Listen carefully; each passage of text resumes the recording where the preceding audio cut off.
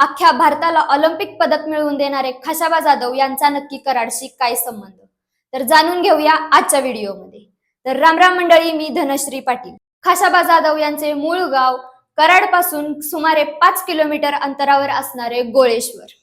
खाशाबा जाधव यांचे वडील म्हणजेच दादासाहेब जाधव हे एक प्रसिद्ध पैलवान होते। वयाच्या 5व्या वर्षापासून खाशाबांनी गोळेश्वरच्या आखाड्यात कुस्तीचे धडे घेतले।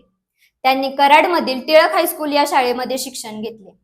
ते त्या काळामध्ये गोळेश्वरहून कराडपर्यंत धावत शाळेत जात असत, यामुळे त्यांची शारीरिक क्षमताही अधिक विकसित झाली होती। त्यांच्या शाळेतील बाबूराव बाळवडे आणि बेलापुरे गुरुजी यांनी त्यांच्या कुस्तीच्या कौशल्याला योग्य दिशा दिली।